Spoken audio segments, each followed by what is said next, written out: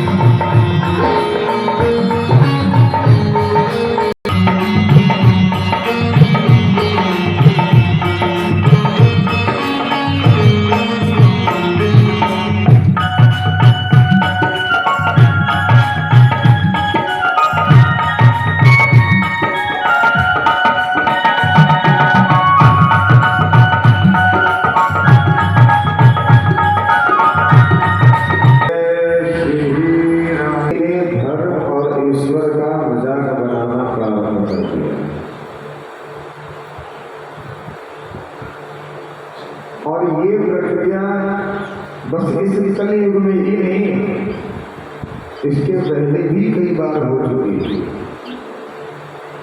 हिरण्यकशिपु को जब ब्रह्मदेव से वरदान मिला तो वरदान को पाते ही सबसे पहले हिरण्यकशिपु ने ये घोषणा करा दी कि उसके राज्य में जितने भगवान के मंदिर हों उस सब मंदिर को तोड़ करके वहां पर मेरी मूर्ति बनाई जाए।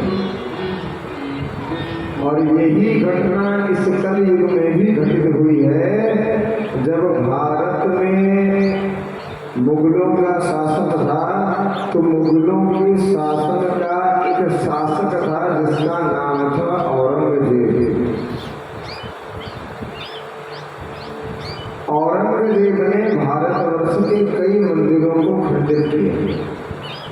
खंडित करते करते जब औरंगजेब काशी पहुंचा, वाराणसी, तो वहां पर उसने काशी के सारे मंदिरों को ध्वस्त करना प्रारंभ कर दिया।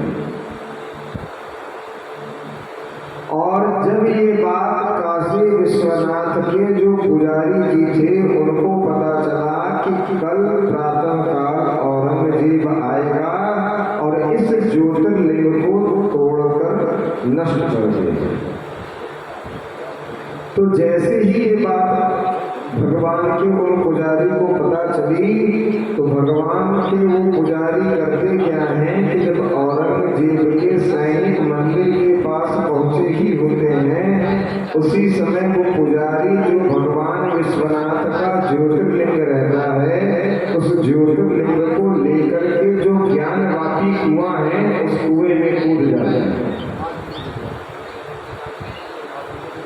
जब ये बात औरंगजेब को चलती है तो औरंगजेब कहता है कि आज नहीं तो कल इस कुएं के अंदर से हिंदू फिर इस शिवलिंग को निकालेंगे और निकालने के बाद मंदिर बनाने का प्रयास करेंगे। तो औरंगजेब अपने सिपाहियों को कुएं में उतरने का आदेश देता है और जब वो सिपाही कुएं में उतरते हैं और ढूंढते हैं तो न तो उस कुएं में पंडित जी की लाश रहती है और न ही वो शिवलिंग रहता है। इस घटना के कुछ दिन बाद जब वो दूसरे काशी विश्वनाथ जो अभी स्थापित हैं, जब उनकी स्थापना होती है तो औरंगजेब फिर काशी विश्वनाथ को तोड़ने आता है। ध्यान से सुने, काशी विश्वनाथ की कथा है। काशी विश्वनाथ के उस शिवलिंग को औरंगजेब दोबारा तोड़ने आता है और तोड़ने जब आता है और भगवान के गर्भगृह में प्रवेश पहुंचता है तो सबसे पहले तलवार निकाल करके शिवलिंग के ऊपर मारता है। तलवार मारने के कारण शिवलिंग तो ध्वस्त नहीं होता, लेकिन शिवलिंग में हल्का सा कट लग जाता है। उस कट के लगने से शिवलिंग के अंदर से रक्त नहीं निकलता। नाना प्रकार के सांप, बिच्छी, गोजर, नाना प्रकार के वो जीव शिवलिंग के ही अंदर से निकलना प्रारंभ कर देते हैं। और जब वो जीव जाकर के औरंगजेब की सेना को काटते हैं तो भयभीत होकर के औरंगजेब भागता है। आज भी अगर आप काशी विश्वनाथ का दर्शन करें तो उस शिवलिंग पर आज भी वो तलवार का निशान मौजूद है। जैसे किसी को टाका लगा दिया जाए वैसे ही वो निशान शिवलिंग पर आज भी मौजूद है। कहने का अभिप्राय ये है कि सनातन संस्कृति का मजाक बनाना या सनातन संस्कृति को नष्ट करना कोई आज से नहीं, बहुत पूर्व समय से चला आ रहा है। लेकिन इसे नष्ट करने वाले आए, स्वयं नष्ट हो गए, लेकिन सनातन संस्कृति को नष्ट नहीं कर पाए।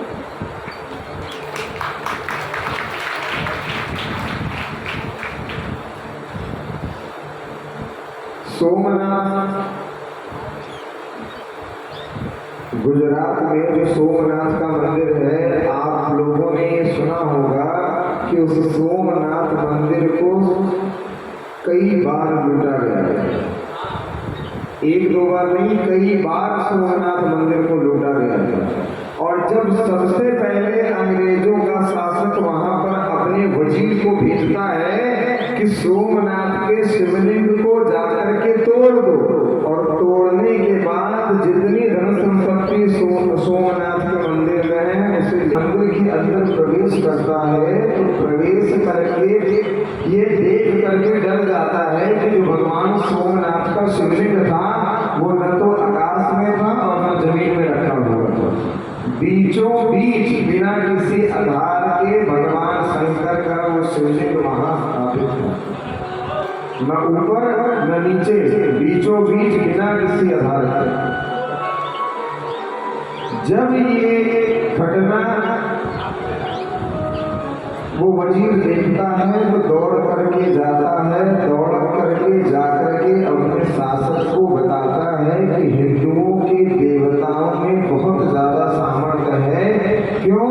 क्योंकि जब हम सोमनाथ के मंदिर में जाते हैं तो जाकर के देखते क्या है कि वहां पर उनका जो भगवान है वो बिना किसी आधार के टिका हुआ है। बहुत ध्यान से सुने, इस कथा के बीच में भी साइंस है। तो जब ये बात वो राजा सुनता है तो क्रोध में जाता है।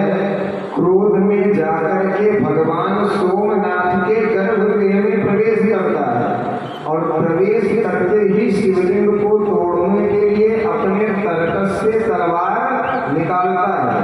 जब वो तलवार निकालता है तो वो तलवार शिवलिंग के ऊपर से निकलती है। ऐसे खींचते ही वो तलवार शिवलिंग के ऊपर से निकलती है। जैसे ही वो तलवार शिवलिंग के ऊपर पहुंचती है तो शिवलिंग हिल जाता है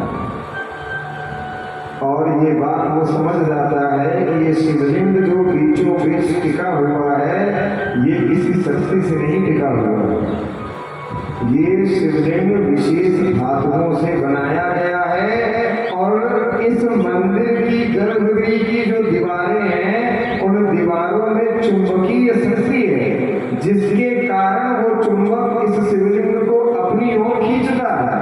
तो चारों ओर से जब आप चुंबक लगा दोगे तो आप देखोगे क्या कि जिस वस्तु को वहां खींचना है वो वस्तु बीचों बीच टिकी रहेगी। क्यों? क्योंकि इधर से भी उतनी पावर लग रही है खींचने में और इधर से भी, तो वो कहीं नहीं जाएगा। जब इस साइंस को वो शास्त्र देखता है तो सबसे पहले उन मंदिरों की दीवारों को गिराता है। गिराने के बाद सोमनाथ के मंदिर में अथाह संपत्ति निकलती है जो उन दरवाजों के पीछे छुपी हुई। और आज व्यक्ति विशेष के द्वारा नहीं, फिल्मों के माध्यम से, बॉलीवुड के माध्यम से भगवान की सत्ता को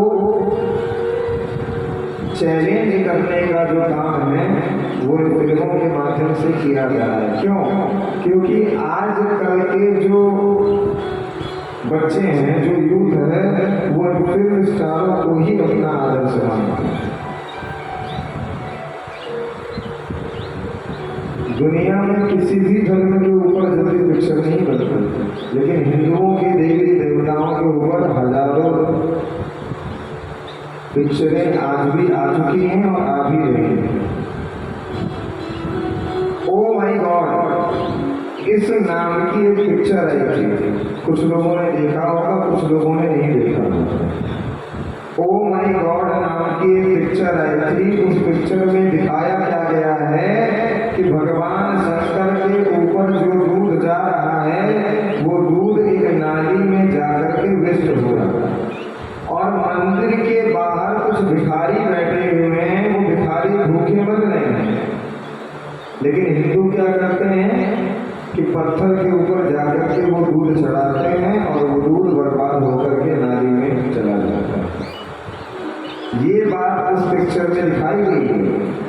लेकिन आप अगर ध्यान से देखें तो जो एक्टर इस पिक्चर में रोल कर रहा है, सुबह वो जाकर के भगवान के खिलाफ मुकदमा लड़ता है और रात में आकर के दारू पीता है। भगवान के ऊपर दूध चढ़ाने से गरीब भी मर रहा है और दूध भी बर्बाद हो रहा है। लेकिन शराब पीने से न तो गरीब मर रहा है और न भगवान के ऊपर जो दूध चढ़ाया जा रहा है वो वेस्ट हो रहा है।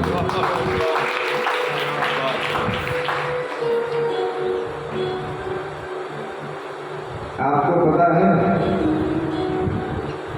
इस ब्रह्मांड में जो 12 ज्योतिर्लिंग हैं, हमने आपको पहले भी बताया था ना कि ये 12 ज्योतिर्लिंग कितने हजार साल पुराने हैं, ये किसी को नहीं पता है। उसके बावजूद भी अगर आप सैटेलाइट से देखेंगे तो ये सारे ज्योतिर्लिंग एक ही लाइन में हैं।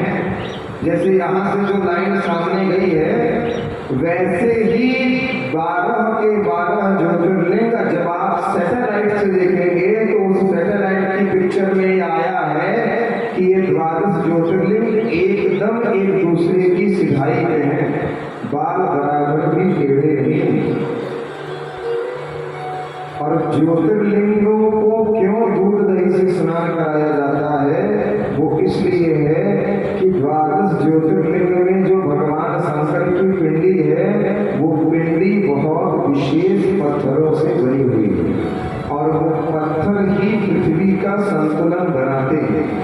अगर आप 12 ज्योतिर्लिंग देखें तो पूरे भारतवर्ष में अनेक अनेक स्थानों पे हैं। एक तो भारत के बाहर भी है, पशुपतिनाथ जी, वो भारत के बाहर है।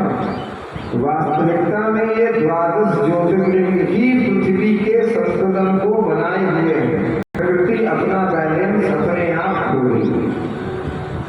जैसे आप इस हॉल में बैठे हैं, इस हॉल के लेवल को मेंटेन करने के लिए जगह जगह खंभे बनाए गए।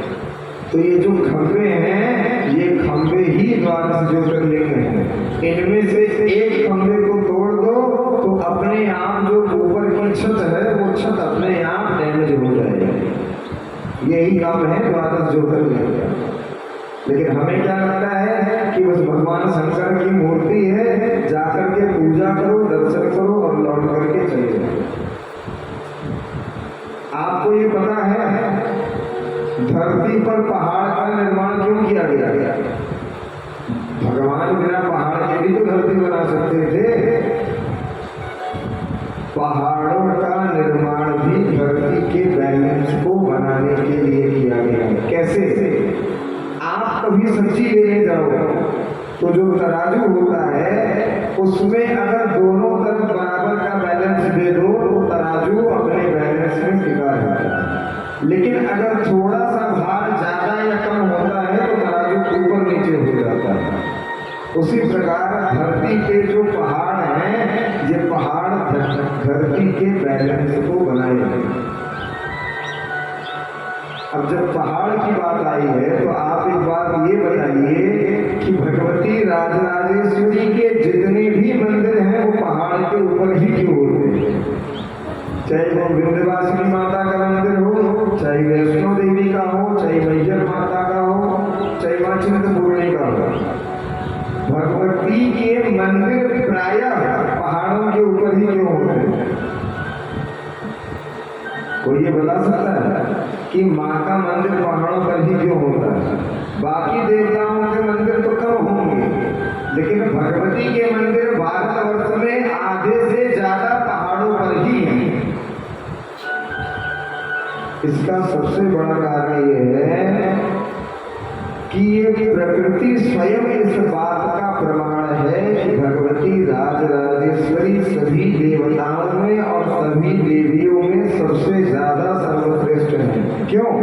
क्योंकि जो व्यक्ति ज्यादा बड़ा होता है उसको ही ऊंचा आसन प्रदान किया जाता है और प्रकृति ने स्वयं भगवती को ऊंचा आसन प्रदान दिया हुआ है, इसलिए भगवती पहाड़ों के ऊपर ही विराजमान होती है।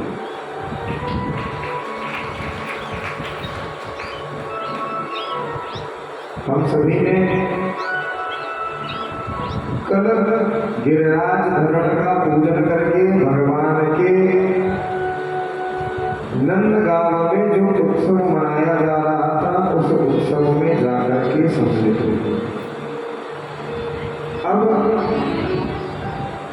हम सभी भगवान की बाल लीलाओं में प्रवेश करने जा रहे हैं।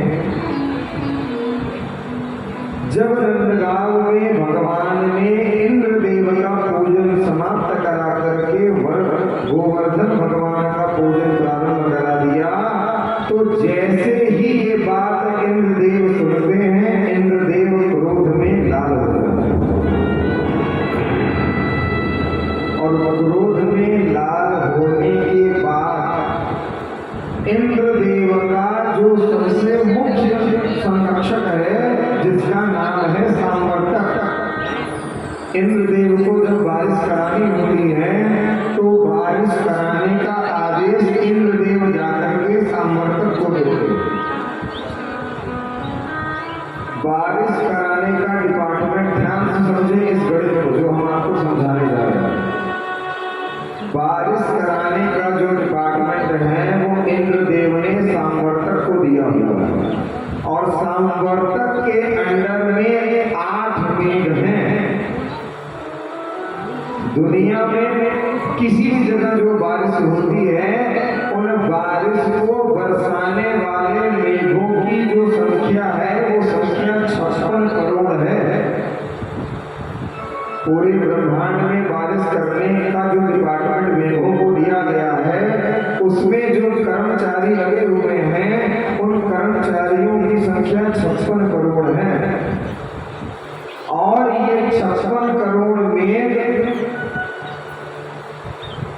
8 करोड़ मेघों के 8 मेघों के अंदर में एक मेघ 7 करोड़ मेघों को कंट्रोल करता है। इसीलिए आप ये देखते होंगे कि प्रायः कहीं पर बारिश होती है और कुछ किलोमीटर जब दूर जाते हैं तो वहां बारिश नहीं होती। इसका भी विज्ञान है। बारिश उसी स्थान पर होगी जिस स्थान पर पुण्य होता है। पुण्य के प्रभाव से बारिश होती है। बारिश होने के कारण संसार का जो चक्र है, अन्न का, जल का, फल का, वो सारा चक्र बारिश होने के कारण ही चलता है। 56 करोड़ मेघ हैं 8 मेघों के अंदर में, और ये 8 मेघ हैं अकेले सामवर्तक के कंट्रोल में। तो इंद्रदेव जब अपना अपमान देखते हैं तो अपमान देखने के बाद इंद्रदेव सामवर्तक को आदेश देते हैं। सामवर्तक जाकर के एक साथ उन 8 मेघों को आदेश देता है कि जो वर्षा प्रलय काल में होती है वही वर्षा जाकर के नंदगांव में करना प्रारंभ कर दो। अब नंदगांव में सभी 56 करोड़ में देखिए, जब भी हम कहीं बारिश होता देखते हैं तो उन बारिश के पीछे थोड़े से मेघ रहते हैं, परंतु जब भगवान को महाप्रलय करना होता है तो उस महाप्रलय में 56 करोड़ मेघ एक साथ बरसते हैं। उनके बरसने के कारण इतना ज्यादा जल धरती पे हो जाता है कि उस जल से ही सारी सृष्टि में महाप्रलय हो जाता है। आज इंद्रदेव के क्रोध के कारण वो सारे 56 करोड़ मेघ एक साथ ब्रजमंडल में आकर के ब्रजवासियों के ऊपर बरस रहे।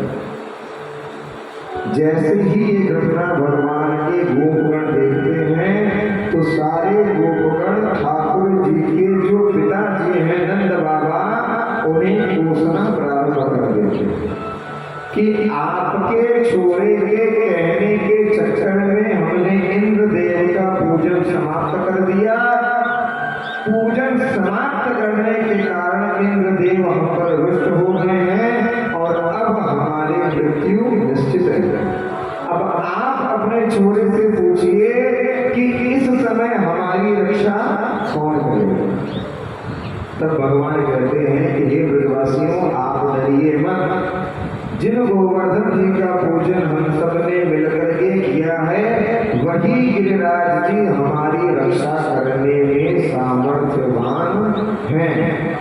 और भगवान सभी ब्रजवासियों को लेकर के गिरिराज जी के पास जाते हैं। जैसे ही भगवान झुक करके अपनी तर्जनी उंगली का स्पर्श गिरिराज जी को कराते हैं, स्पर्श कराते ही गिरिराज जी चारों तरफ से धरती से हल्का सा उठ जाते हैं और भगवान गिरिराज धरण को हाथ में धारण करके गिरिराज धरण के बीच में जाते हैं और अपने हाथ के सबसे छोटी उंगली के नाखून के ऊपर, कई लोगों को लगता है कि भगवान ने छोटी उंगली के ऊपर उठाया, भगवान ने गिरिराज जी को छोटी उंगली के ऊपर नहीं, छोटी उंगली के ऊपर जो नाखून है उस नाखून पर गिरिराज जी को धारण किया। बोल गिरिराज धरण सरकार के। जैसे ही भगवान को गिरिराज धरण धारण किए हुए सारे ब्रजवासी देखते हैं, भगवान के ही आदेश से वो सारे ब्रजवासी गिरिराज जी के नीचे जाकर के आश्रय ले लेते। अब यहाँ पर एक आश्चर्य की बात है, जहाँ पर भगवान ने गिरिराज जी को उठाया है उस स्थान पर इकट्ठा हो गया है। ये बात तो जाहिर नॉर्मल है कि जहाँ से भगवान ने पर्वत को खाड़ा होगा, वो खाड़ने के बाद वहाँ पर इकट्ठा हो गया होगा। इकट्ठा होने के बाद भी इंद्रदेव के जो 56 करोड़ मेघ एक साथ वर्षा कर रहे हैं, उस वर्षा का एक बूंद जल भी उस गड्ढे के अंदर नहीं गया। कैसे? दिन रात 7 दिनों तक जब इंद्रदेव के वो 56 करोड़ मेघ बरसते हैं और ब्रजमंडल के एक तिनके को भी नहीं बहा पाते, तो वो सारे मेघ मिलकर के जाते हैं इंद्रदेव के पास। और यहाँ पर ब्रजवासी क्या करते हैं कि वो छोटा सा लल्ला एक उंगली छोटी से हाथ की छोटी सी उंगली पर गिरिराज धरण को धारण किए हैं, तो ब्रजवासियों को लगता है कि पहाड़ बहुत बड़ा है। तो भगवान से ब्रजवासी कहते हैं कि लल्ला, इतने दिनों से पर्वत धारण करने के कारण तेरे हाथ में दर्द हो गया, तो एक काम कर, थोड़ी देर के लिए अपने हाथ को नीचे कर दे और हम सारे ब्रजवासी इस लाठी से इस गिरिराज पर्वत को रोक लेते। भगवान ने कहा ठीक है। सारे ब्रजवासी अपना लाठी डंडा टेक करके खड़े हो जाते हैं और भगवान जैसे ही अपने हाथ की उंगली को हल्का सा झुकाते हैं और उस पर्वत का भार ब्रजवासियों के लाठी डंडे पर आता है। लाठी डंडों पर भार आते ही लाठी डंडे चरचरा करके टूट जाते हैं और सभी ब्रजवासी पुनः चिल्लाते हैं कि लल्ला हमारी रक्षा कर, लल्ला हमारी रक्षा कर। भगवान पुनः अपने हाथ को सीधे। अब कुछ लोग ये प्रश्न करते हैं कि जिस कृष्ण ने नहाती हुई गोपियों का वस्त्र चुराया, जिस कृष्ण ने जगह जगह जाकर के चोरी की, वो कृष्ण हमारा भगवान कैसे हो सकता है? ये प्रश्न किया जाता है। जिस कृष्ण ने नहाती हुई स्त्रियों के वस्त्र चुराए, जो कृष्ण जा जा करके गोपियों के घर में चोरी करता था, वो कृष्ण भगवान कैसे हो सकता है? भगवान ने 7 दिनों तक गिरिराज जी को अपने हाथ पर धारण किया और अगर हम अभी आपके ही हाथ का वजन आप 5 मिनट तक नहीं उठा सकते हो, ऐसे सर्वसमर्थ भगवान ने अपने हाथ को तो ऊपर किया था। हाथ को ऊपर करने के बाद भी इतने विशाल काय गिरिराज जी को भगवान ने अपने हाथ की उंगली पर धारण किया।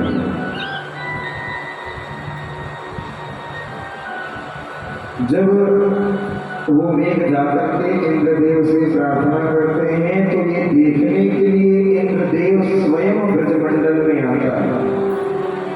ब्रजमंडल में जैसे ही इंद्रदेव आते हैं तो इंद्रदेव देखते क्या है कि 7 दिन रात 24 घंटे मेघों ने वर्षा की है, उसके बाद भी वृंदावन का एक तिनका भी गीला नहीं है।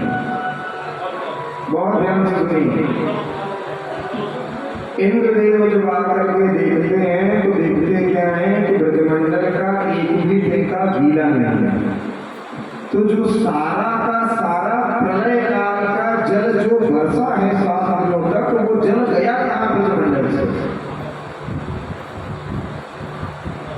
तो जब भगवान राम रामा अवतार में आए थे, ध्यान से सुनिए, जब भगवान राम रामा अवतार में आए थे तो भगवान ने अगस्त्य मुनि को अपने यहाँ भोजन करने का निमंत्रण दिया। भगवान के बुलाने पर अगस्त्य ऋषि भोजन करने आए और भोजन करने जब बैठे हैं तो भोजन करते करते करते करते भगवान के राजमहल में जितना अन्नकोश था वो सब खा गए। राजमहल में ही नहीं, पूरी अयोध्या नगरी में जितना अन्न था अगस्त्य मुनि बैठे बैठे वो सारा ग्रहण कर।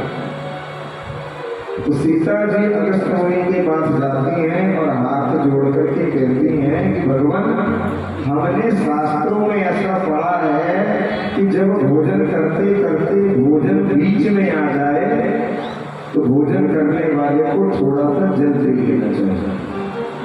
तो अगस्त्य मुनि कहते हैं कि भैया, शास्त्रों के बारे में हमें भी बहुत अच्छे से पता है, लेकिन पहले बीज तो आए।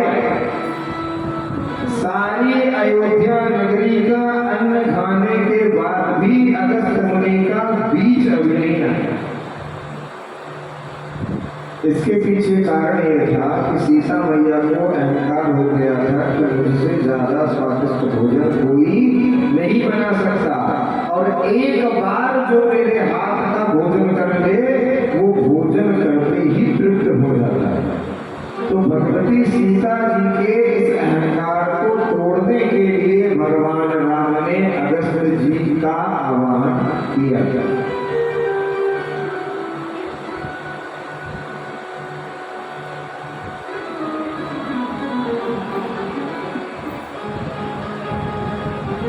कोई बात नहीं, हमें पता है आपको नींद फिर आने लगी है, उसकी व्यवस्था की जा रही है।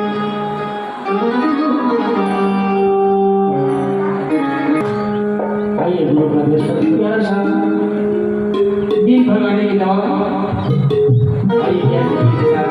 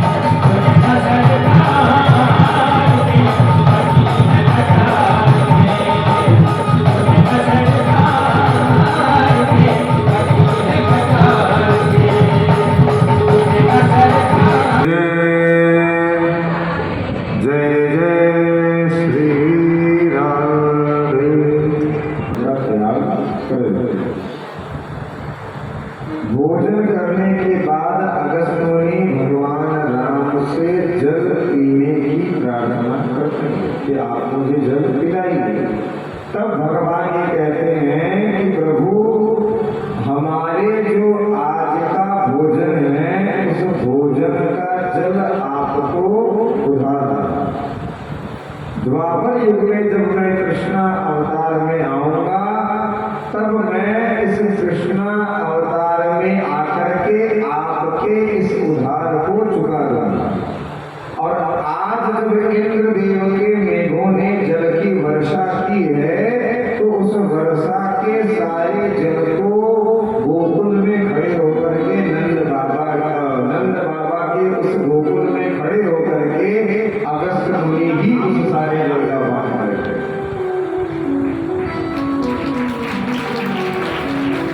जब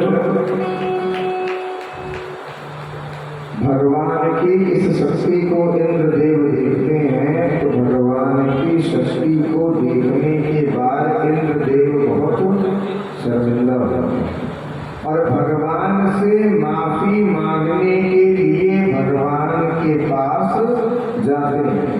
तो भगवान इंद्रदेव को नजरअंदाज कर देते हैं।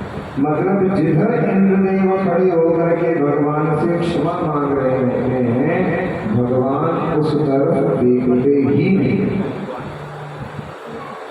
बाद में नारद जी की आज्ञा से इंद्रदेव एक बछड़े की पूंछ को पकड़ करके बछड़े को आगे करके और इंद्रदेव स्वयं उस बछड़े के पीछे होकर के भगवान से क्षमा मांगने जाते हैं। तो भगवान को क्या कहा जाता है? गोपाल।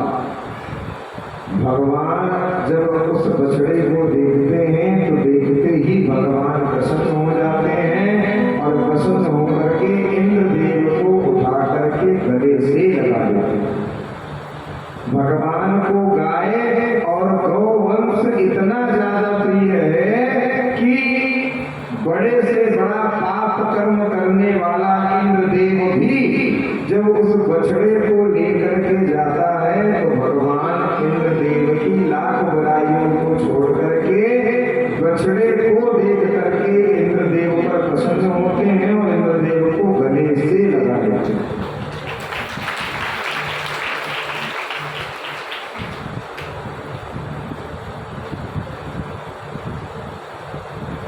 देखिए कुछ लोग ये सोचते हैं कि हमारा कमाया हुआ जो धन है उस धन का दान हम भगवान को क्यों करें? धन तो हमने अपनी मेहनत से कमाया है तो उस अपने कमाए गए धन का हम दान क्यों करें?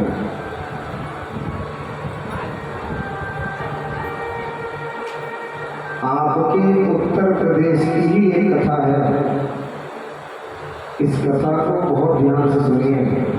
आपके और हमारे जीवन के ऊपर है ये कथा। एक बार होता क्या है कि राय बरेली से आगे एक गांव है जिस गांव का नाम हमें स्मरण नहीं हो पा रहा है। उस गांव में एक बुढ़िया माई रहती थी और वो बुढ़िया माई चाट और पकौड़ी की दुकान लगाती थी। ध्यान से सुनिए इसमें।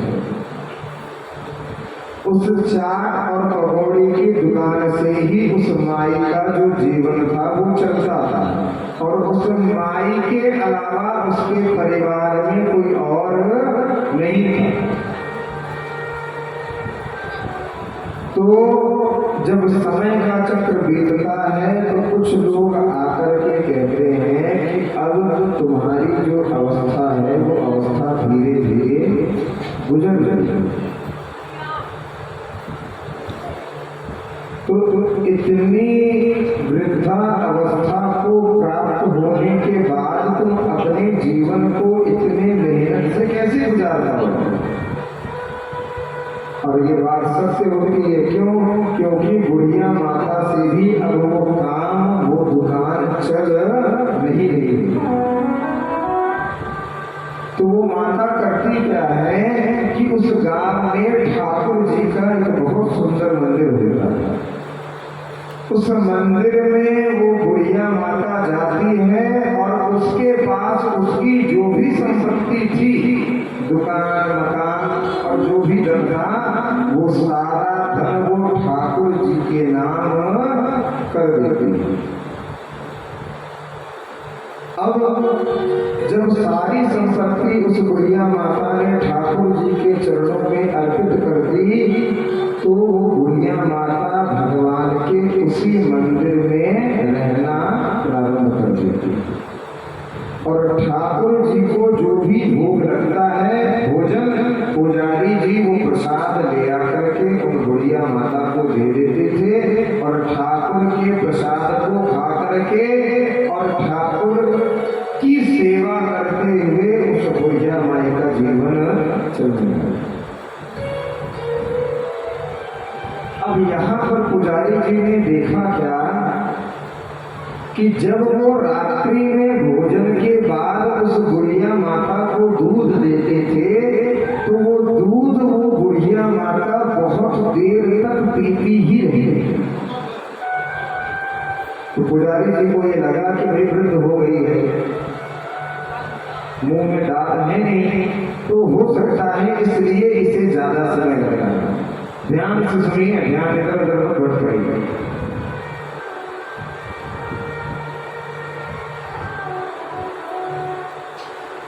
एक दिन वो पुजारी जी देखते क्या है कि ठाकुर जी की जो मूर्ति होती है, उस मूर्ति में ठाकुर जी का जो वस्त्र होता है, उस वस्त्र में जो हाथ का जो वस्त्र होता है, इस हाथ के कॉलर में थोड़ी सी घी लगी हुई है। ठाकुर उन पुजारी को लगता है कि आरती करते समय हो सकता है थोड़ा सा लग गया है। और पुजारी जी एक बात और देखते हैं कि जिस थाली में वो बुढ़िया माता को भोजन देते थे, वो बुढ़िया माता जब नाली पे जाकर के उस थाली को रखती थी, तो उन माता की दाल की कटोरी में चारों तरफ घी चपचा हुआ रहता है। कलयुग की घटना बता रहे हैं किसी स्तर पर, बहुत ध्यान से सुनिए।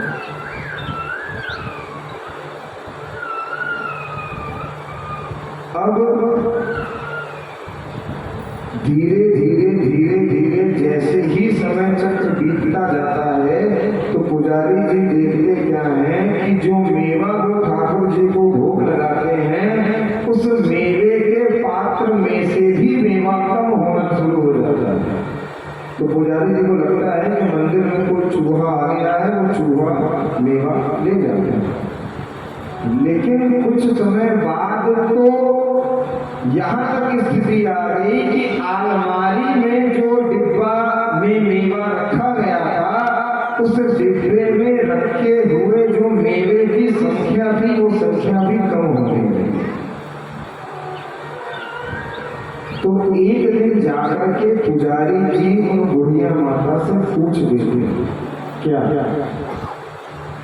कि एक बात बताओ, भोजन तो हम तुम्हें वही देते हैं जो ठाकुर को भोग लगता है, और ठाकुर के भोग लगाए गए भोजन में जो घी होता है, वो घी भी मैं ही डालता हूँ। तो जब तुम उस थाली को नाली पर रखती हो, तो उस थाली में जो जूठन रहता है, उस जूठन में, उस कटोरी में इतना सारा घी कहाँ से लग जाता है? जितना घी मैं डालता हूँ उतना तो रोटी में ना आ पाए, तो कटोरी में कहाँ से लगेगा? उसके बाद रात्रि में जब मैं तुम्हें दूध देता हूँ, तो दूध पीने में तुम्हें इतना ज्यादा दुख होता है, ऐसा क्यों?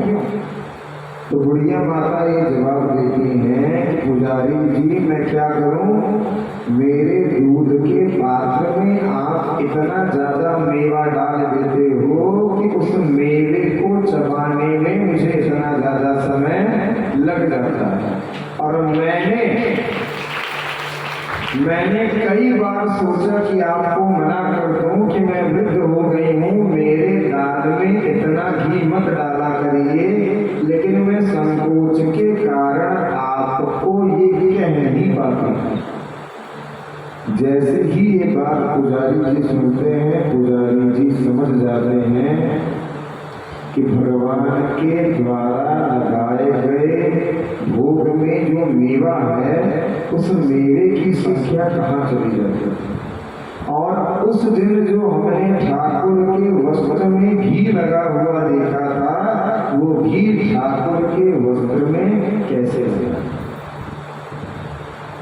तो पुजारी जी जाते हैं और भगवान के गर्भगृह में जाकर के भगवान को डांटते हैं कि इतने बड़े द्वारकाधीश के राजा हो गए हो, सारी दुनिया मंदिर बना करके तुम्हारी पूजा कर रही है, इतना ज्यादा पूजित होने के बाद भी जो तुम्हारी चोरी की आदत थी वो आदत अभी तक सारे गांव में ये हल्ला मचा देते हैं कि इस बुढ़िया माता ने एक आदमी रख लिया।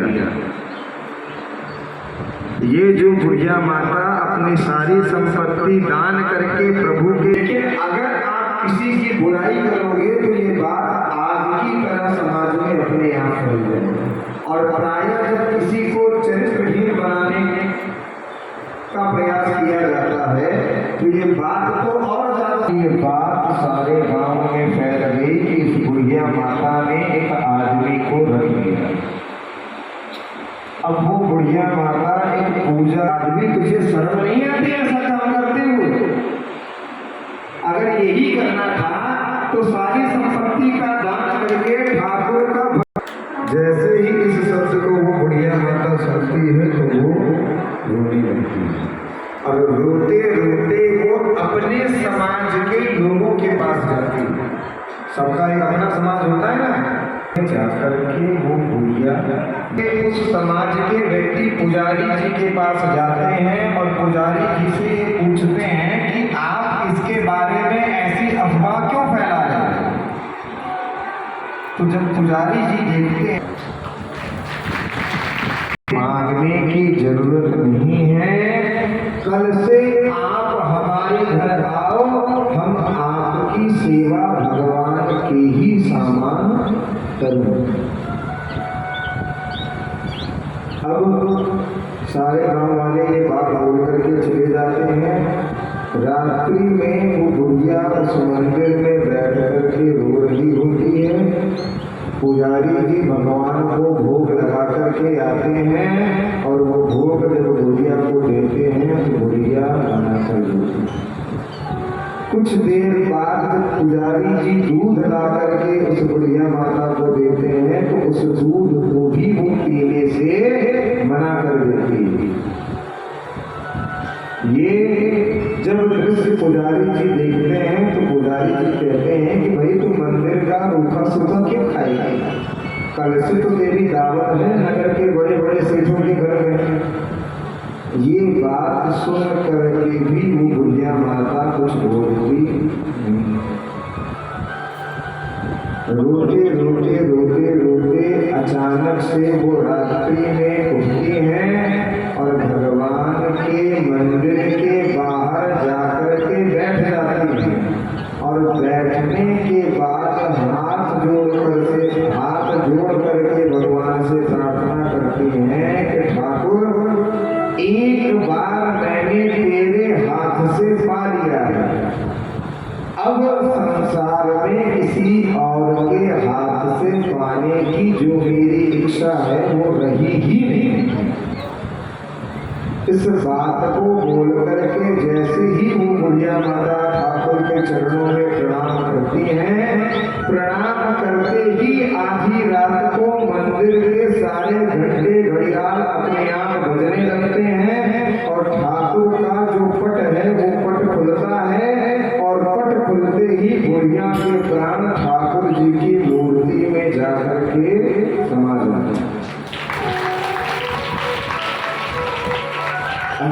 से जब ये सब गांव वाले सुनते हैं तो गांव वाले आकर के देखते क्या है कि प्रणाम की मुद्रा में बुढ़िया माता का वो जो शरीर है वो शरीर वहीं पड़ा हुआ है।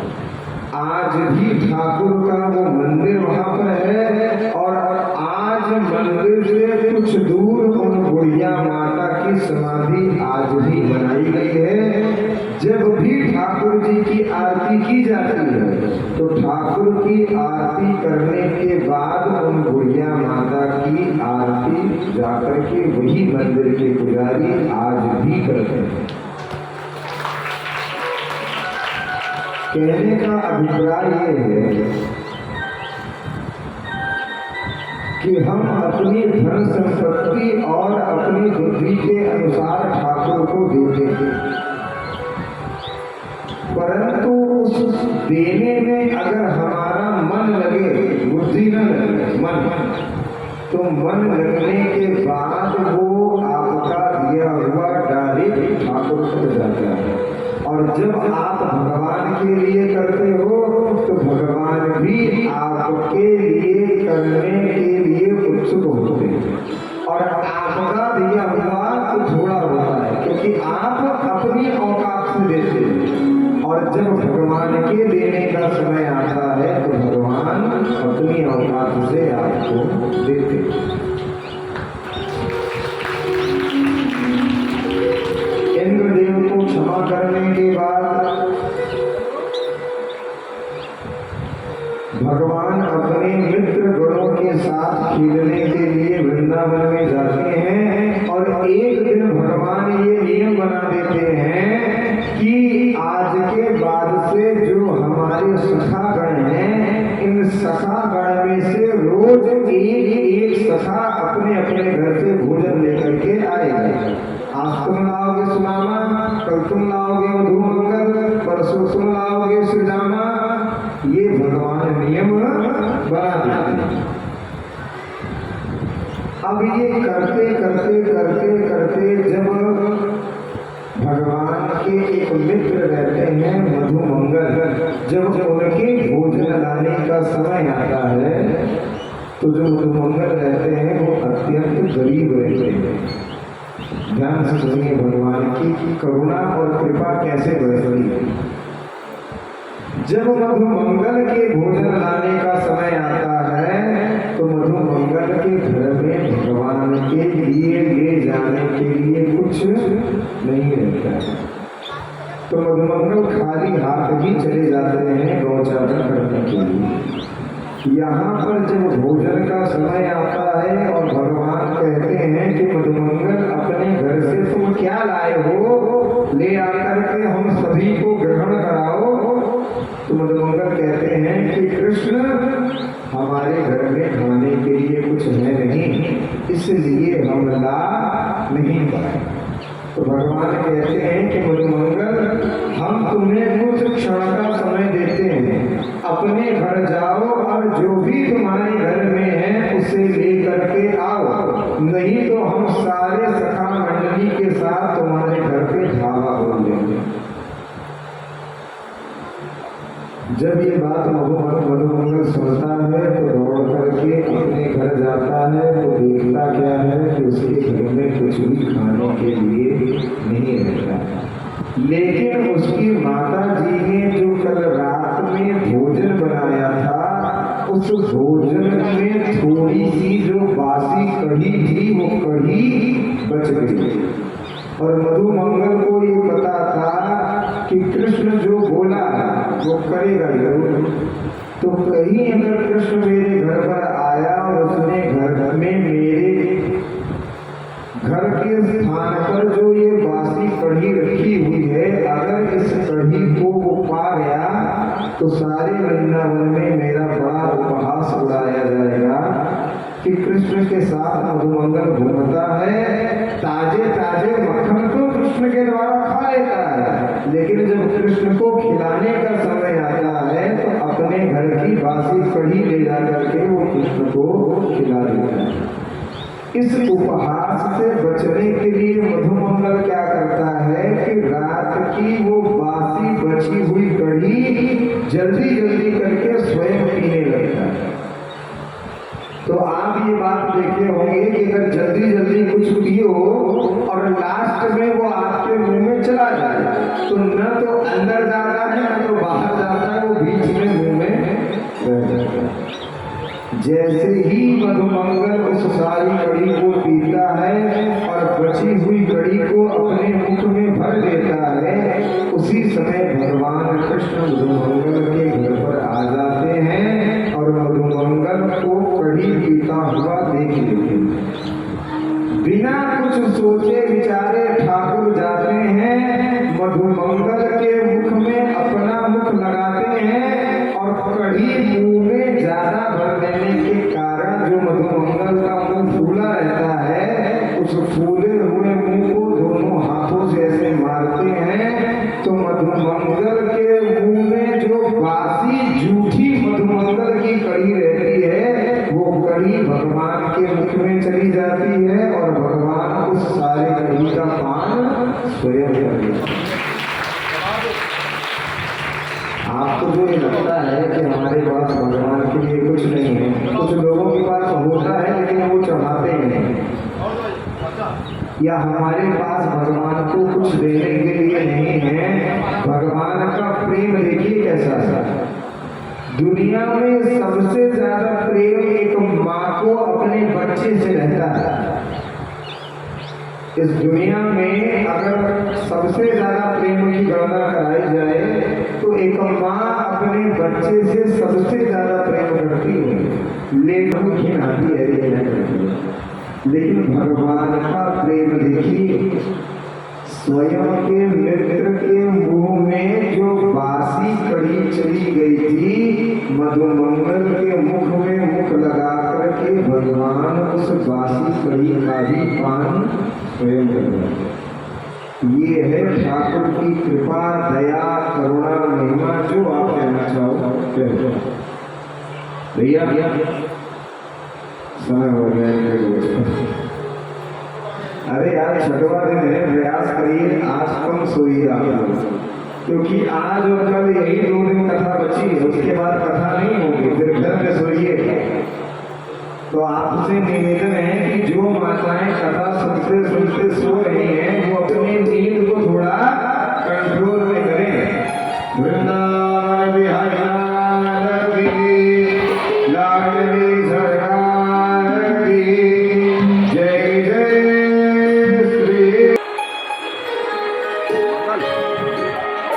आइए ऐसी भजन गाजी लगाएंगे हम सभी हम मिलकर मंगल विराम।